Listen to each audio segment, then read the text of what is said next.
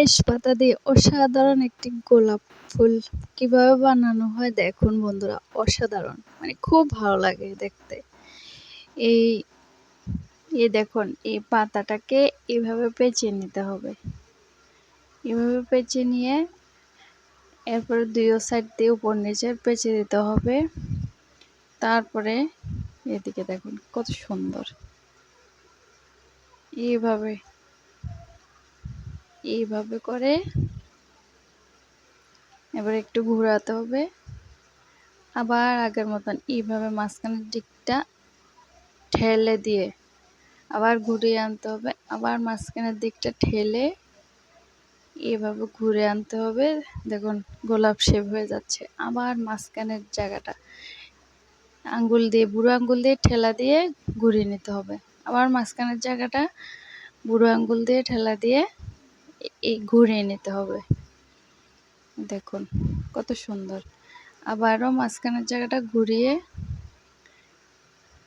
ঠেলে দিয়ে ঘুরিয়ে দিতে হবে। আবার মাঝখানের জায়গাটা ঠেলে দিয়ে ঘুরিয়ে দিতে হবে। আবার মাঝখানের জায়গাটা ঠেলে ঘুরিয়ে দিতে হবে, মানে বুড়ো আঙ্গুলের কাজ। খুব সুন্দর, লাস্টে দেখবেন এত সুন্দর লাগে। আবার মাঝখানের জায়গাটা বুড়ো আঙ্গুল দিয়ে ঠেলে ঘুরিয়ে নিতে হবে। আবার দেখুন একটা মানে অন্য একটা কালার দিলে মানে সুন্দর হয় আর কি, মানে সাদা সাদা জায়গার কালারটা একটু ভিতর দিকে ঢুকিয়ে দিলে হবে। আবার মাঝখানের জায়গাটা উপর দিকে ঠেলা দিয়ে এইভাবে ঘুরিয়ে নিতে হবে। এই দেখুন হালকা সাদা দেখা যাচ্ছে যে মানে একটা মানে খুব সুন্দর লাগছে। আবারও মাঝখানের জায়গাটা দেখুন, মাঝখানের অংশটা ঠেলে ঘুরিয়ে দিতে হবে। আবারও মাঝখানের জায়গাটা ঠেলে ঘুরিয়ে দিতে হবে।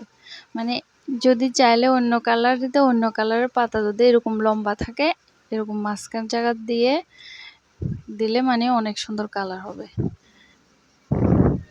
কিছু যদি দেখা যায় ভিতর দিকে ঠেলে গুজে দিলে হবে।